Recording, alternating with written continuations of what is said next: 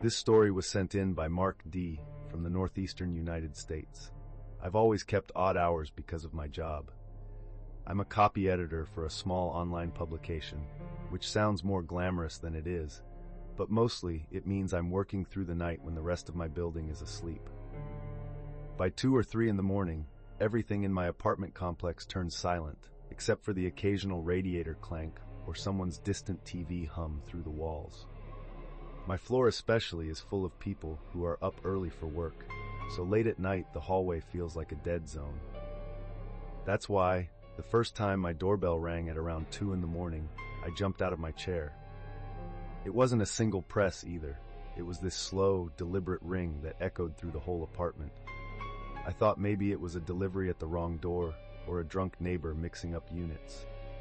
But when I opened the door, the hallway was empty, and the stairwell door at the end of the corridor wasn't moving. I remember leaning out, barefoot, still half in work mode, expecting someone to pop out and apologize. Nothing. Just that stale apartment hall smell and a flickering light above the elevator. It became easy to shrug off. Every building has quirks. Maybe the wiring was bad, maybe someone hit the wrong button and hurried off. But then it happened again the next night, and the night after that. Always between 2 and 3 in the morning. Always the same slow, spaced out rings. Almost like whoever was doing it wanted to draw out the feeling that someone was right on the other side of the door. The early unsettling detail came on the 4th night. When the bell rang, I was already on edge, so I moved quietly toward the door instead of rushing. I pressed my eye to the peephole. That's when I heard something I'd never heard before. A faint scraping, almost like someone dragging a dull key along the metal of the door. It was only for a second, and then it stopped, followed by one final ring. I opened the door quickly. Again, no one. I told myself it could have been a neighbor's kid messing around, or maybe the pipes vibrating weirdly. I even Googled whether old doorbells could self-ring because of electrical issues. They can, apparently, but not in such a specific pattern, and not while something scratched my door. Still, I didn't want to jump to conclusions. Every strange sound at 3 in the morning feels sinister when you're overtired. By the 6th night, I couldn't take the uncertainty anymore. I set my phone to record audio and left it by the door before I went back to my desk. Sure enough, around 2:40 a.m., the ringing started. Listening to the recording the next morning made my stomach twist. It wasn't just a ring. It was a slow press, hold, release, pause, another press. All of it steady, like someone testing how long they could push the button before it stuck. And right before the last ring, on the recording there was this tiny shuffling sound, close. Too close, like fabric brushing against my door. I talked to my neighbors that day. No one had heard a thing. One guy on my floor had been awake with his newborn and swore he didn't hear any doorbells, let alone someone walking down the hall. I changed my locks that afternoon and installed a little adhesive camera above my peephole. I figured that would be the end of it. But that night, at almost the exact same time, the doorbell rang again, 3 slow presses. My camera didn't catch anyone. The hallway stayed empty the whole time. That's when the threat finally felt real. Not supernatural or anything like that. Just the idea that someone knew exactly when I was awake, exactly when to press the bell, and exactly how to avoid being seen. The next morning, the building manager knocked on my door. He wasn't usually around that early, so I knew something was off.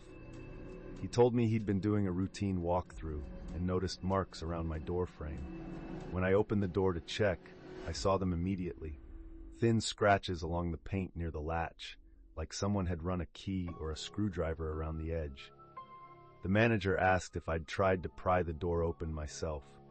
When I told him about the doorbell, he got quiet and just said he'd keep an eye out. That didn't comfort me at all. That night I stayed up, sitting on the couch with the lights off, staring at the door. I wasn't waiting to confront anyone. I just didn't want to be caught off guard again. At around 2:20 a.m., before the bell even rang, I heard the softest noise from the hallway, like someone shifting their weight, trying not to let the floor creak. My stomach dropped. I moved silently to the door and looked through the peephole. Nothing, just the same dim hallway. But then the bell rang from right underneath my eye. It sounded so loud, so close, like the button was being pushed from inside the apartment rather than outside. My whole body tensed. I didn't open the door. I backed toward the living room, grabbed my keys, and slipped out my balcony exit, which connects to the fire escape. I climbed down 2 floors and waited in the alley behind the building until I felt brave enough to come back up. By the time I returned, everything was silent.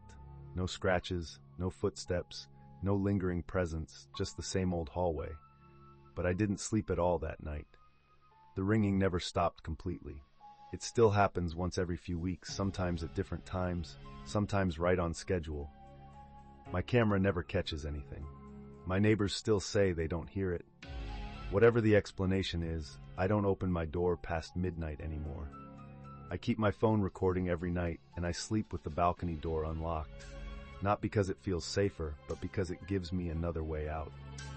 And on the nights when the doorbell rings in that slow, deliberate rhythm, I sit perfectly still, listening to how close it sounds. Close enough that sometimes I honestly can't tell whether the ringing is coming from the hallway or just a little too deep inside the walls of my own apartment.